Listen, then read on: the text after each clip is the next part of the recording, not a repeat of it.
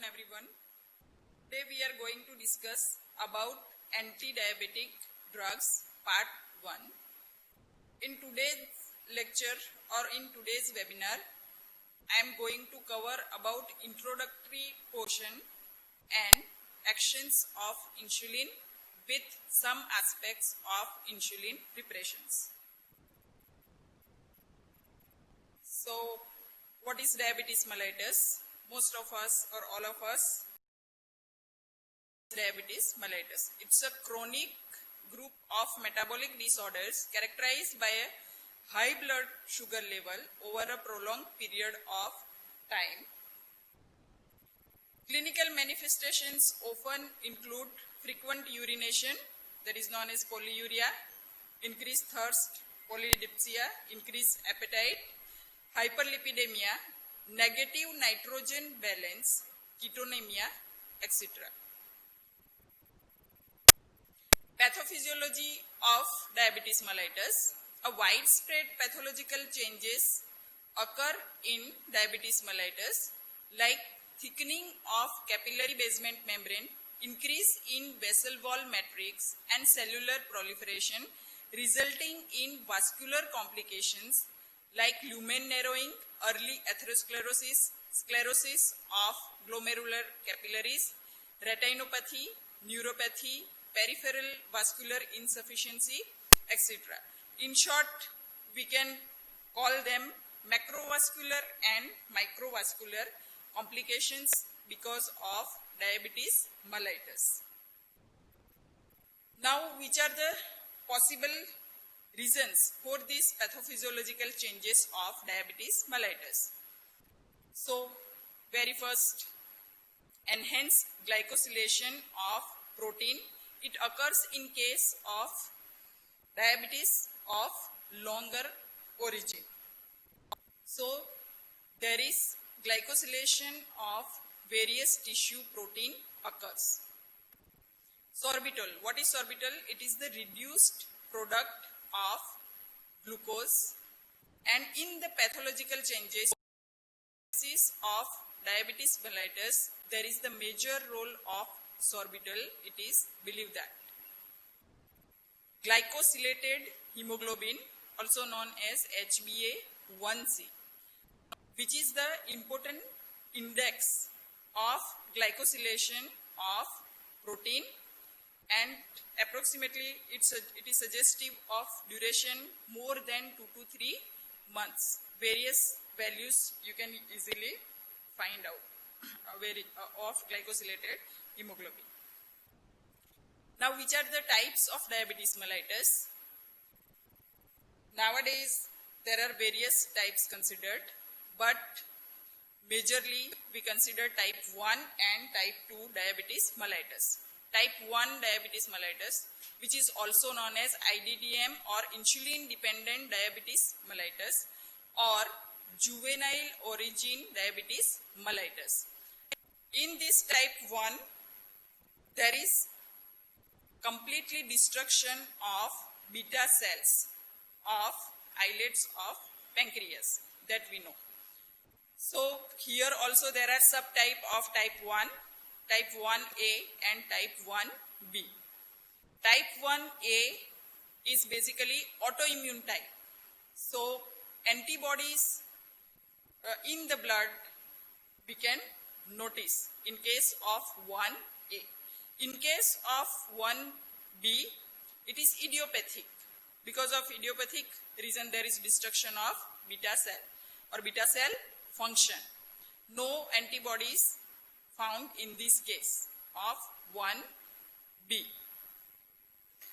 Type 1, as we have seen or I have mentioned, there is complete destruction of beta cells or non-functioning of beta cells. So, whatever the changes or whatever the pathogenesis, that is because of insulin deficiency, complete insulin deficiency. That's why insulin administration is the only option. Pharmacotherapy, if we see pharmacotherapeutic point of view, in case of type 1 DM or diabetes mellitus, insulin administration is mandatory. Type 2, also known as non-insulin dependent diabetes mellitus, which is very common. Whatever the patients of diabetes we see in medicine or in community, majority of them are of type 2 DM. Approximately 90% of the DM patients are of type 2 or non-insulin dependent diabetes mellitus. Here various factors play a role, various hormonal some changes, obesity and other chemical pathway, or there are so many reasons of this type 2 DM. Mainly its genetic origin and other factors also play a role in case of type 2 DM. It is also known as lifestyle disease.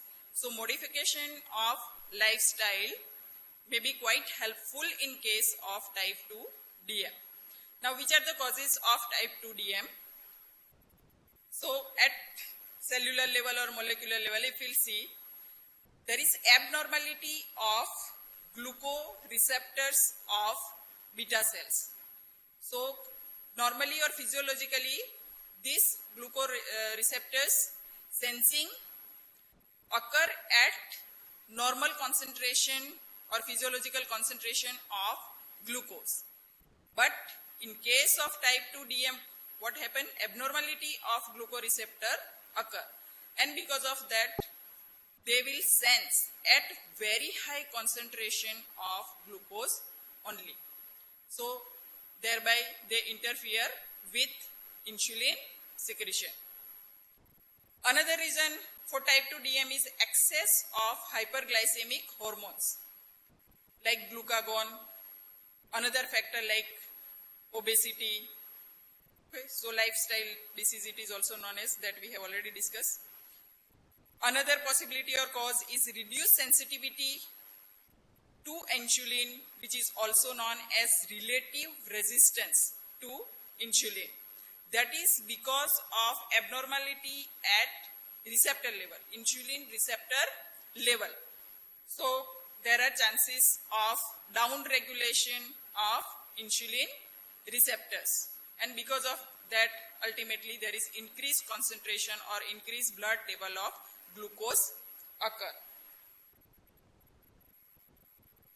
Type 3 MODY or MODY, that is maturity onset diabetes of young. Type 4 gestational diabetes mellitus.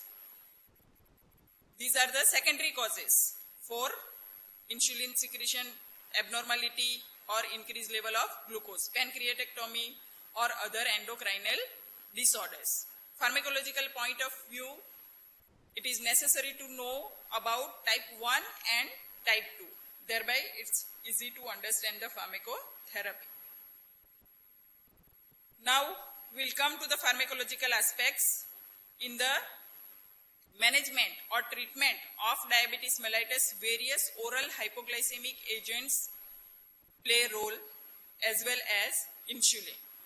And insulin has the major role in management of type 1 or insulin dependent diabetes mellitus. In case of type 2, there is the role of oral hypoglycemic agents or OHA, and in some situation there is also the role of insulin. So remember that in the uses of insulin, all cases of type 1 and type 2 in some special situation. So we'll see some introductory aspect of insulin. Insulin was discovered first in 1921 by Banting and Best.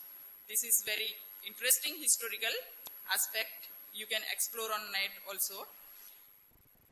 Pure crystalline form of insulin was obtained in 1926. But the chemical structure of insulin was studied by Sanger in 1956.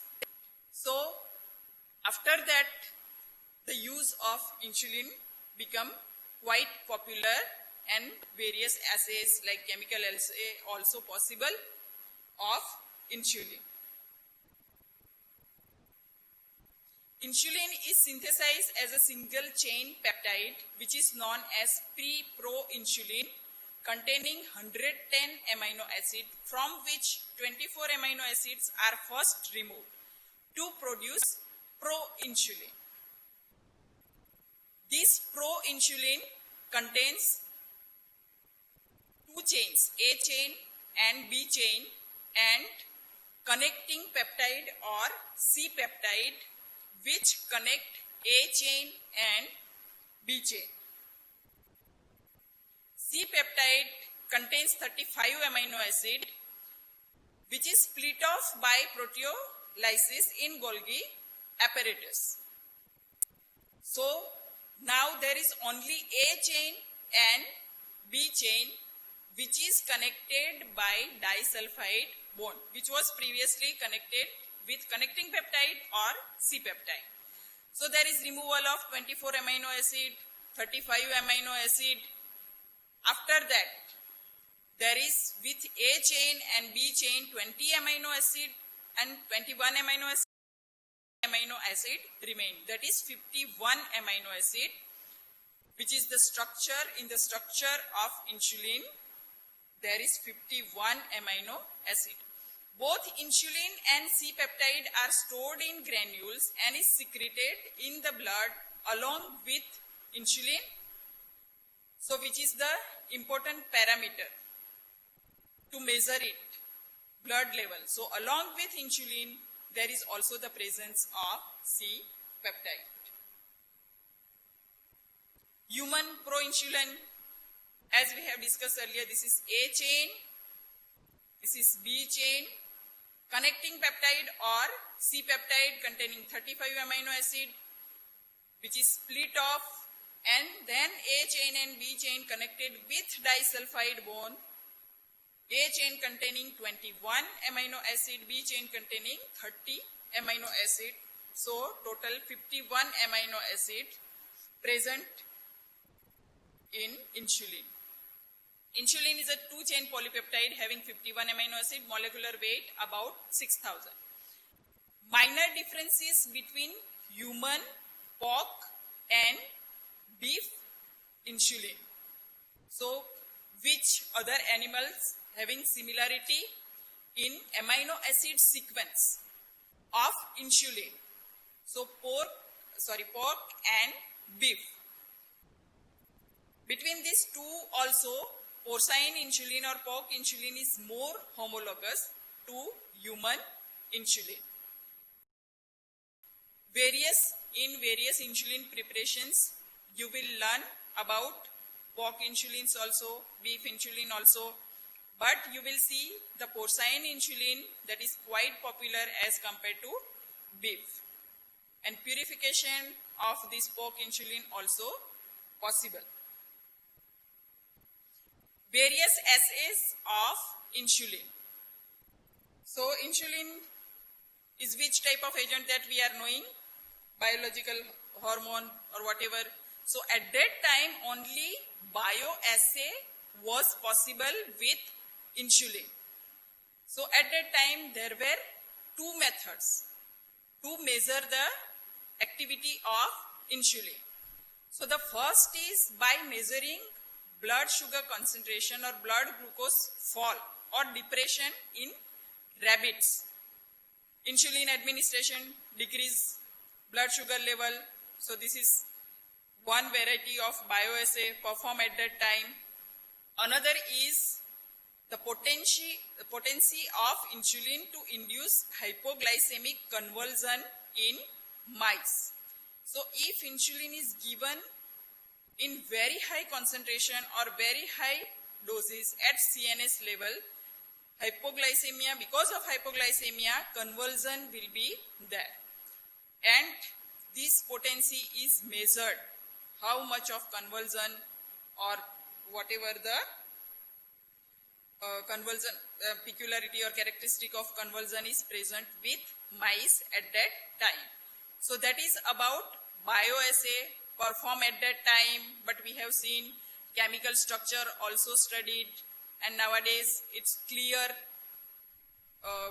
whatever the chemical structure of insulin is there, And that's why chemical assay of insulin, radioimmunoassay and enzyme assay also possible with insulin. In the chemical assay, we can measure the quantity of insulin. So the quantity is expressed by weight.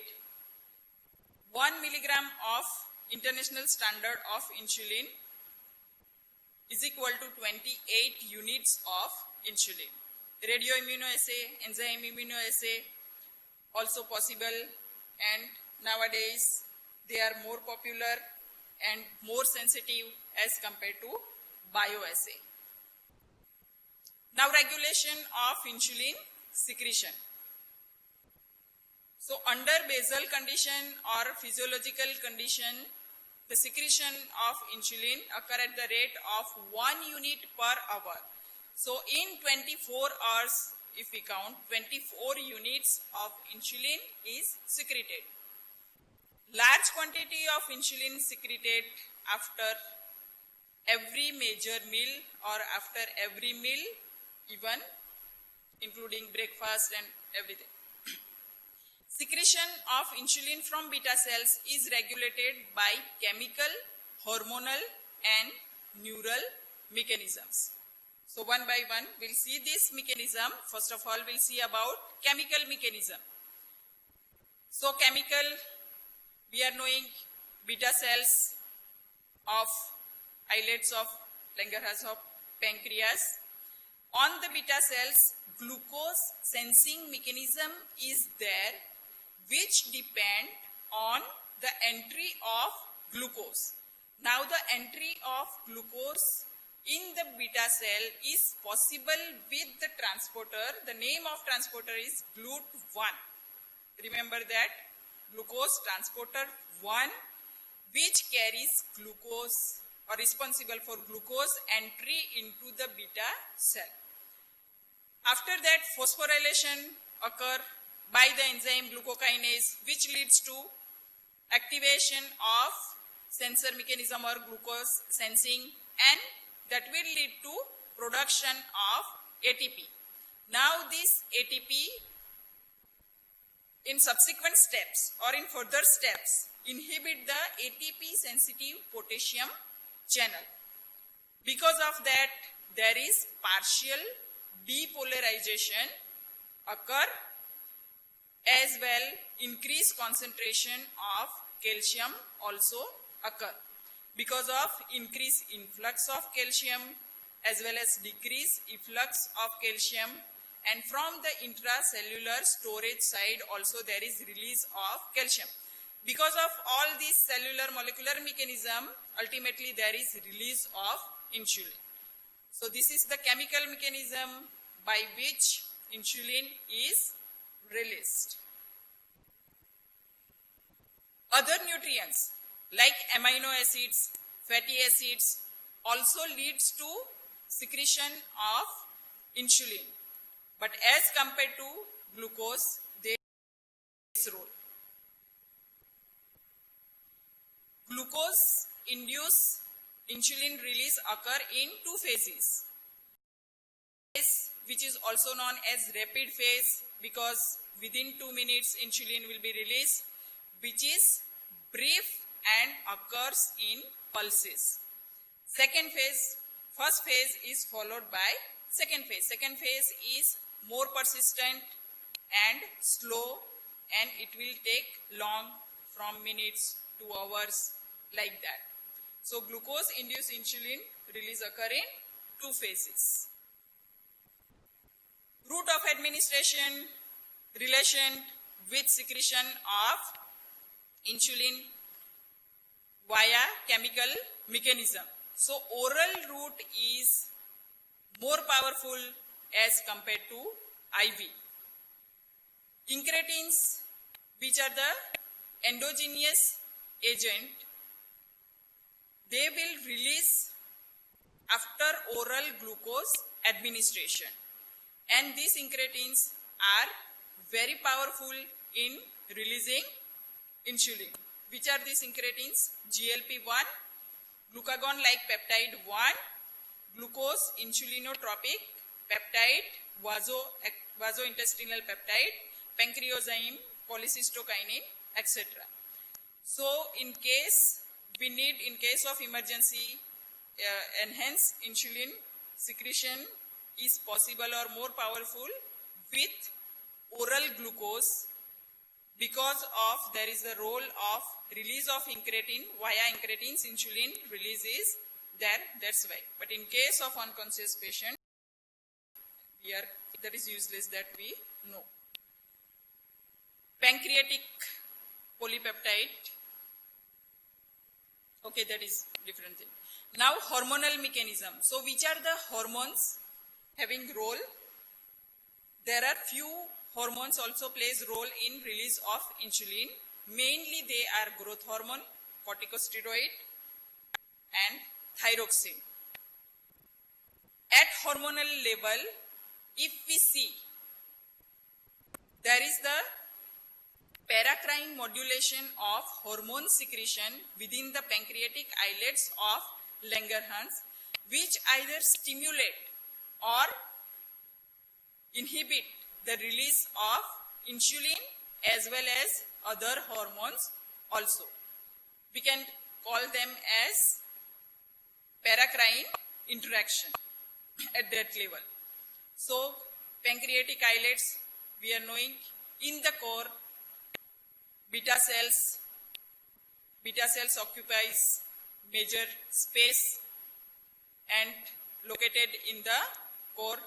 Just around the core there is the presence of alpha cells, around 25% comprises, which secrete glucagon. Beta cells secrete insulin as well as amylin, that we know, and 10 to 15% comprises of delta cells, which secretes somatostatin. About insulin, we are knowing insulin as well as amylin inhibit the release of glucagon, which is the major for release of glucose or enhanced concentration of glucose. Now this glucagon having stimulatory role in release of insulin as well as somatostatin. Both stimulation with glucagon. Just opposite, you can remember, in case of somatostatin, inhibit the release of insulin as well as glucagon. So this is the important paracrine interaction at that level, which can affect, affect the insulin secretion. Neural mechanisms. Which are the neural mechanisms? We know at that level the cholinergic as well as adrenergic system also affect the release of insulin. We have already learned. Adrenergic alpha 2 decrease insulin release, which is predominant. So decrease insulin release by decrease activity of beta cell adenylyl cyclase. Just opposite occurs with adrenergic beta 2 increases insulin release. But this is less dominant action, this is predominant action, and that's why adrenergic system, we can correlate adrenergic system with increased glucose level. Cholinergic systems stimulation either by acetylcholine or vagal stimulation, insulin secretions occur through IP3-DAG mediated increase in intracellular calcium that we have seen. These neural influences having only modulatory effect or modulatory role. Now coming to the actions of insulin. The overall effects of insulin are to dispose meal derivate, glucose, amino acid, fatty acids and storage of fuel. It is a major anabolic hormone which promotes synthesis of glycogen.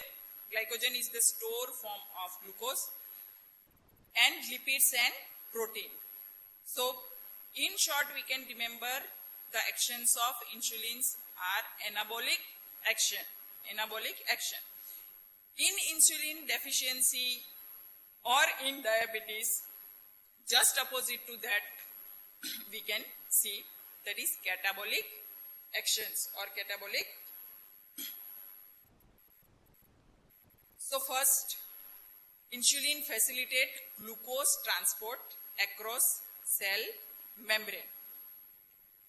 So skeletal muscle and fat highly sensitive, or in majority of the case depends on insulin for transportation of glucose across cell membrane. So we can say glucose dependent mechanism, insulin dependent glucose transport. But in some tissues like liver, brain, RBC, WBC, renal, medullary cells, the glucose transport or glucose entry is independent of insulin. Ketoacidosis interferes with glucose utilization by brain and contributes to diabetic coma, complications, or in emergency of diabetes, we will learn about this. Muscular activity induces glucose entry in muscle cells without the need for insulin, or other way we can say exercise has insulin sparing effect. So first action of insulin is facilitate glucose transport across cell membrane. Here you can remember skeletal muscle and fat highly dependent on insulin for glucose transport as compared to all these other tissues or organs. The intracellular pool of vesicles containing glucose transporter 4 and glucose transporter 1 is in dynamic equilibrium regulated by insulin to favor translocation to the membrane. So these two glucose transporter remain in equilibrium, and this equilibrium is possible or maintained or provided by insulin. On long-term basis, synthesis of GLUT4 is upregulated by insulin, which is helpful in case of glucose metabolism. The first step in intracellular utilization of glucose is its phosphorylation to form G6P or glucose 6 phosphate. This is enhanced by insulin through increased production of enzyme which is known as glucokinase. Insulin facilitates glycogen synthesis from glucose in liver, muscle and fat by stimulating the enzyme glycogen synthase. So glycogen is the stored form of glucose. So thereby also it will reduce the blood glucose level.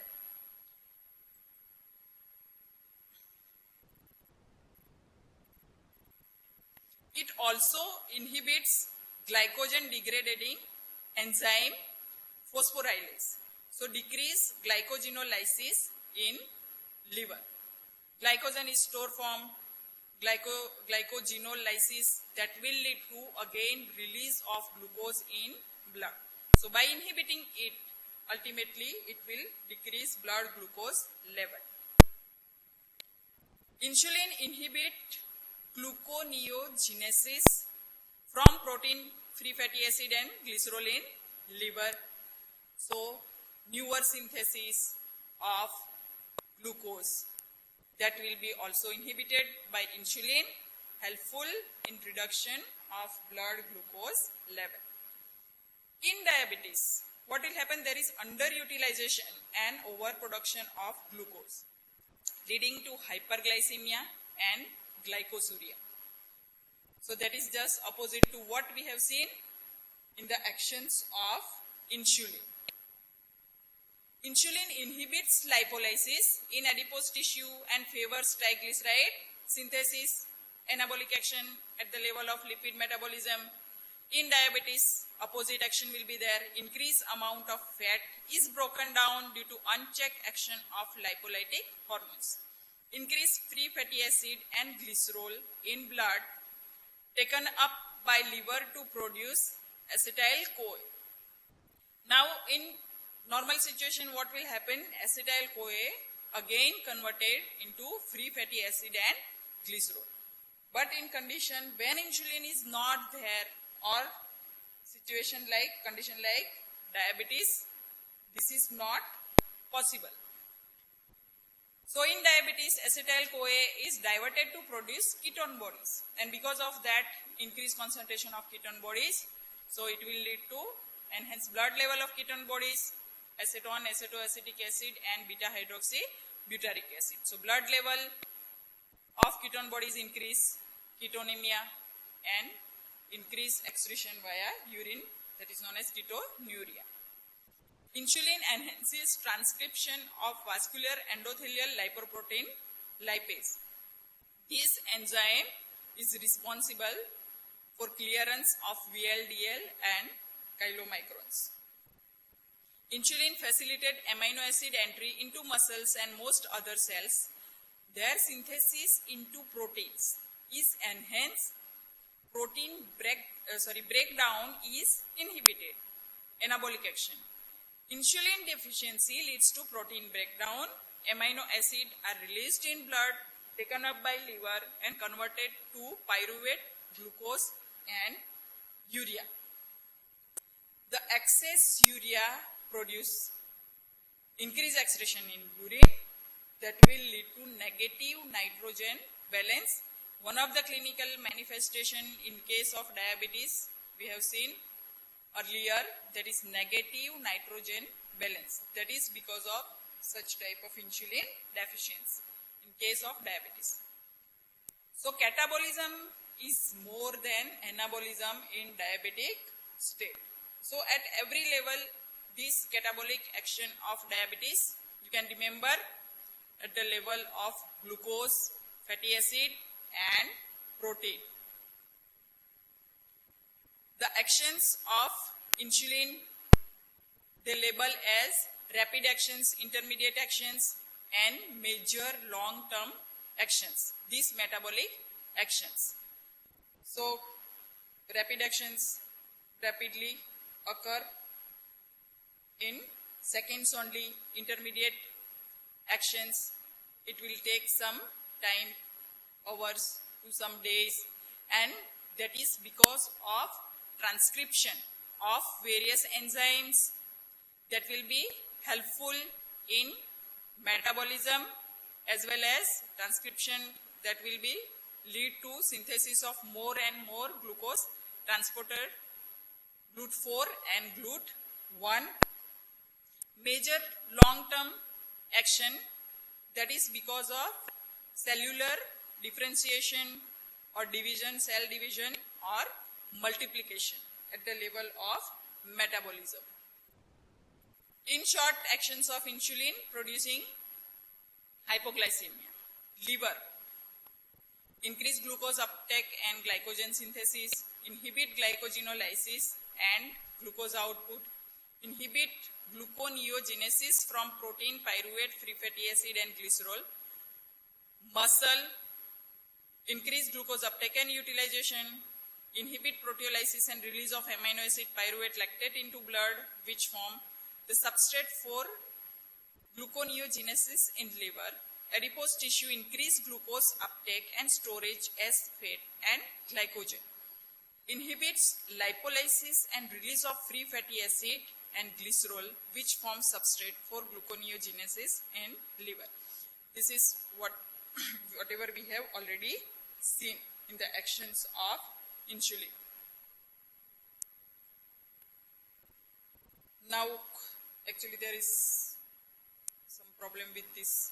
So this is the molecular mechanism at the level of insulin receptors. Actually it's not complete, but at UG level this is not much important, but in very brief or superficially I'll tell you about just the important point. Insulin receptors, which are the type of insulin receptors, tyrosine protein kinase type of tyrosine protein kinase receptor, insulin receptor is there, which is having two extracellular alpha sites, which are the binding site for insulin, then two transmembrane beta sites, and prolongation of these sites transmembrane at transmembrane level, which is important for catalytic action after binding of insulin to insulin receptors at alpha sites. After that, internalization of receptor along with insulin occur. Internalization, here metabolism, degradation occur and recycling occur. That is the simple fat of insulin.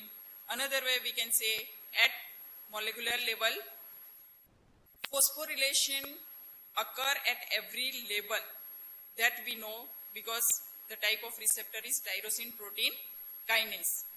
So there is phosphorylation of tyrosine residues at 2 beta sites also occur, that again lead to phosphorylation of tyrosine proteins at GTP level, at insulin receptor substrate level, and RAS-RAF pathway. At this level also phosphorylation of tyrosine residues occur.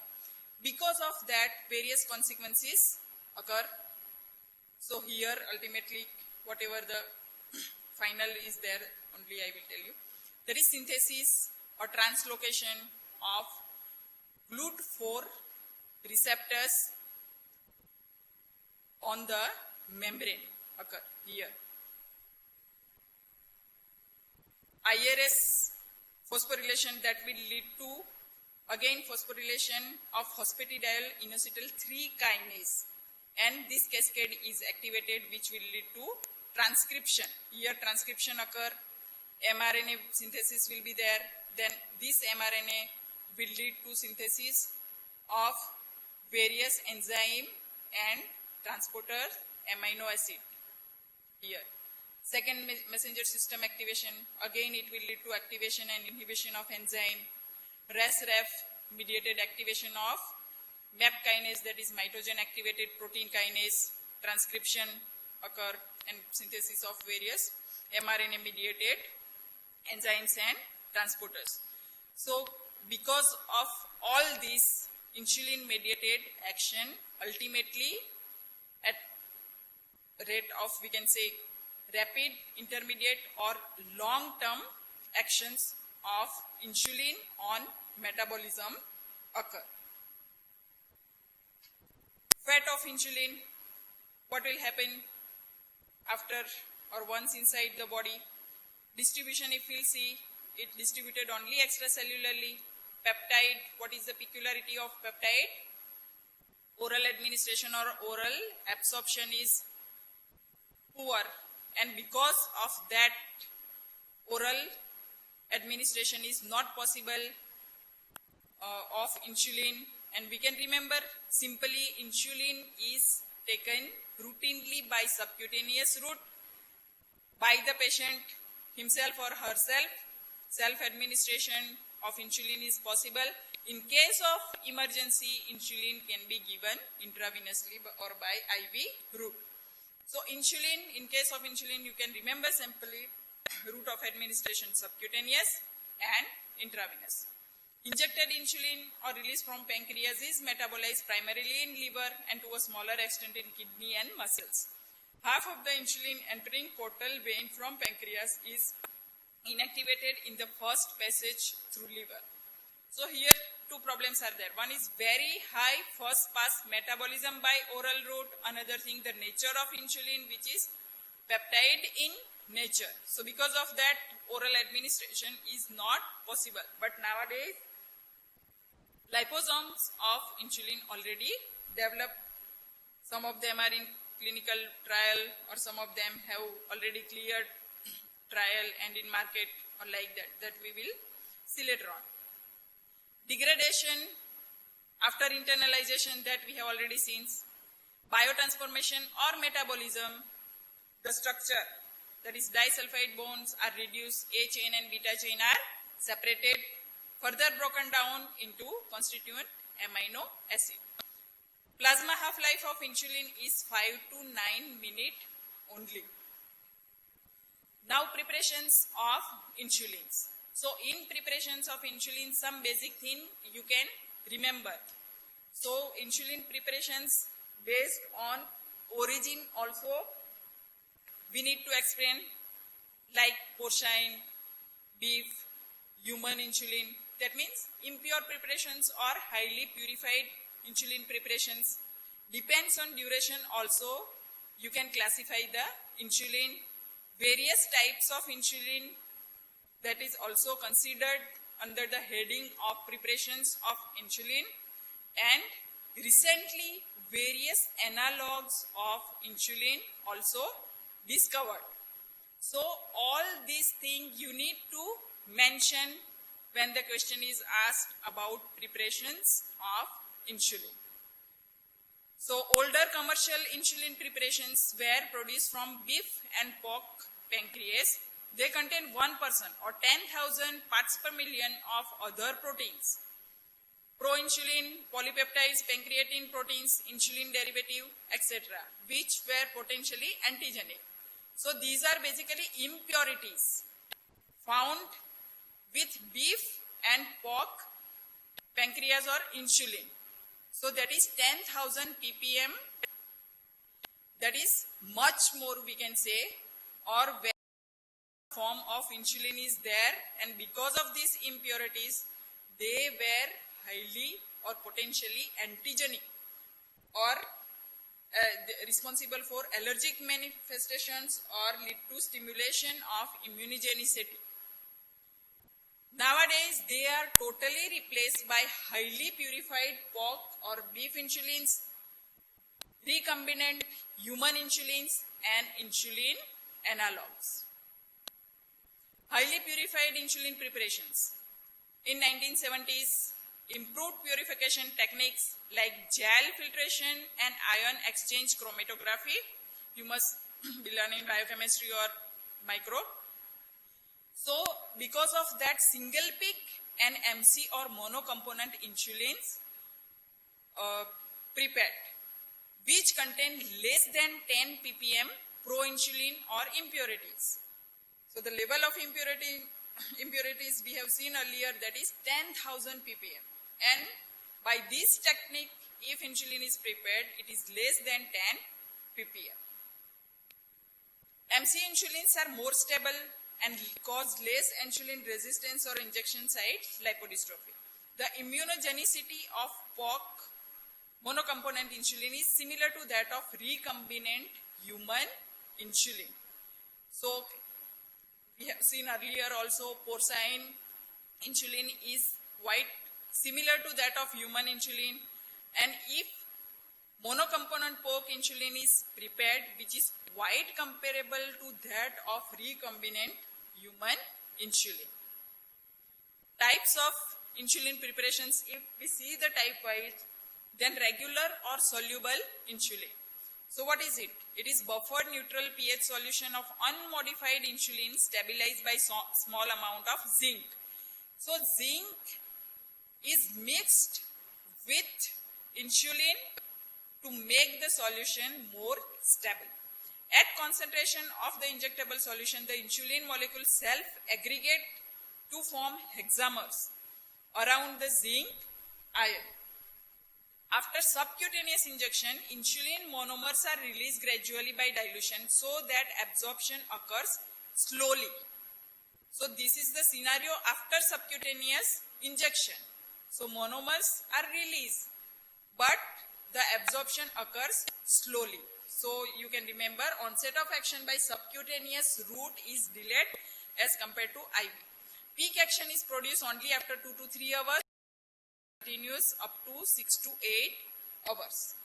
So peak occurs after 2 to 3 hours. And because of that, what will happen? We'll see. When injected subcutaneous just before a meal, this pattern often creates mismatch between the need and availability of insulin to result in early postprandial hyperglycemia and late postprandial hypoglycemia. These are the two parameters. So based on that, we can compare various insulin preparations, including newer or insulin analogues also. So be familiar with these two terminology, early postprandial hyperglycemia and late postprandial hypoglycemia. So postprandial, that means after meal. So before meal, this regular insulin is taken, but the onset of action is so slow that after meal it will not immediately release insulin, and because of that it can cause hyperglycemia, which is known as early postprandial hyperglycemia. But because of long duration of action, the meal absorption or whatever the metabolism occur, but the level of insulin is high, and because of that it can lead to late postprandial hypoglycemia. So that is the problem with regular insulin when it is taken alone.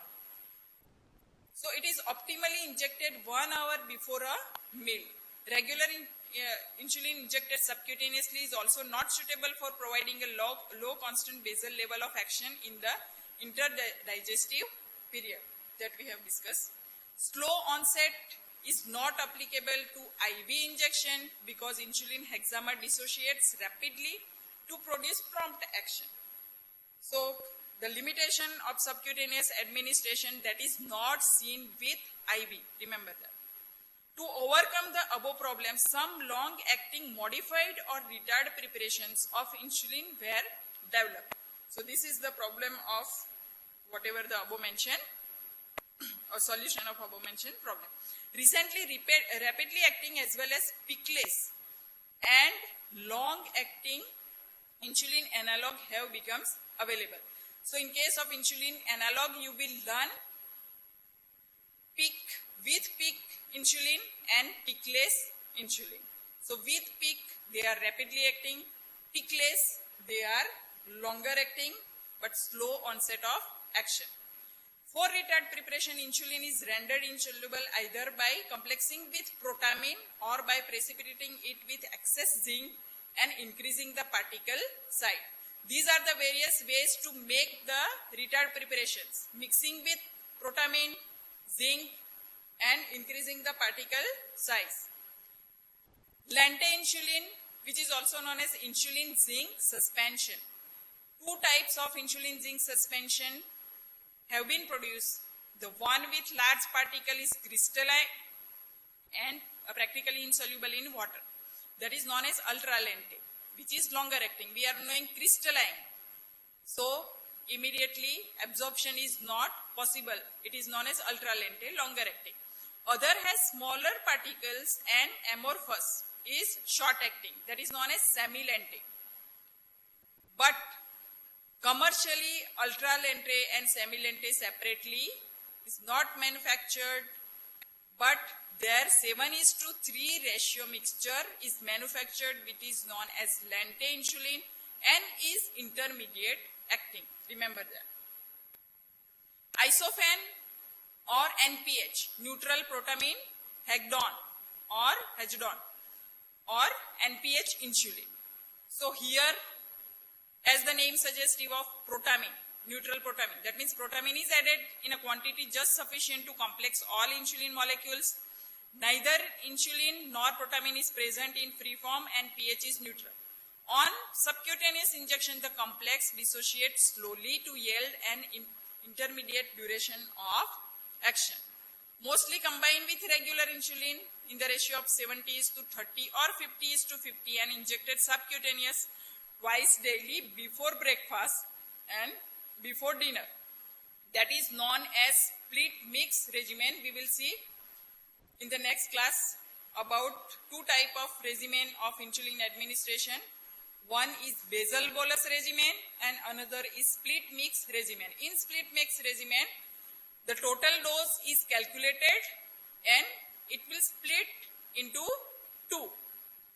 So 1/4 or 3/4 or like that, it is given before breakfast and given before dinner. Human insulin, highly purified, it is prepared by recombinant DNA technology. So there are three ways. In E. coli, if it is prepared, it is known as PRB, proinsulin recombinant bacterial, E. coli bacteria.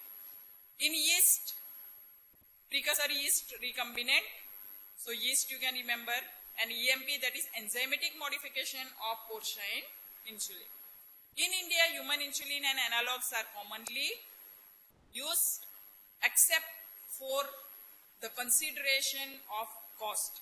If some patient can't afford to buy this human insulin, at that time we need to go for some cheaper options. More rapid subcutaneous absorption earlier and more defined peak concentration and slightly shorter duration of action, that is with human insulin.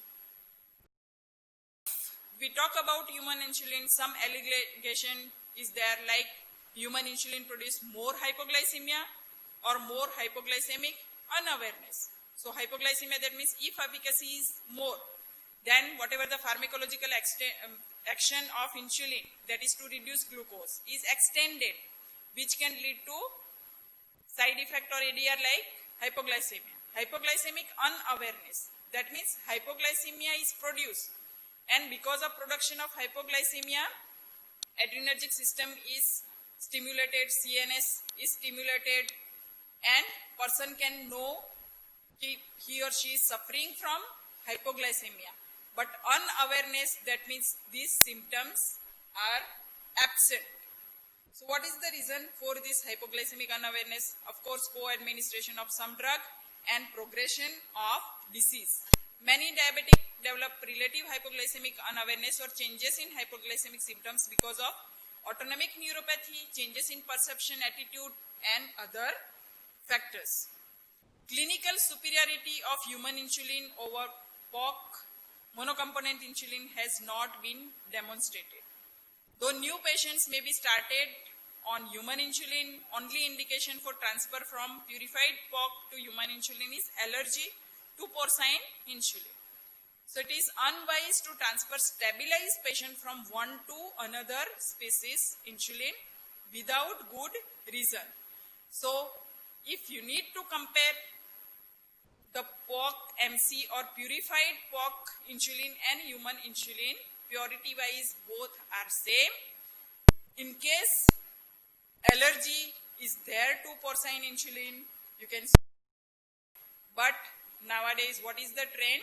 In newer patient or newly diagnosed patient to start with human insulin and switch over to porcine MC insulin. This table from the book itself will be explained in the next class. Just see here the various types of insulin preparations and insulin analogs given. Depends on duration, they have classified rapidly acting insulin, short acting, intermediate, and long acting. Here rapidly insulin analogs are there, short acting, regular, intermediate, whatever preparation we have discussed, Lente and NPH, and long acting, again newer insulin preparation. Which insulin can be mixed with which, that also given here. So next time this will be covered first, and then we'll see about the other remaining part of insulin.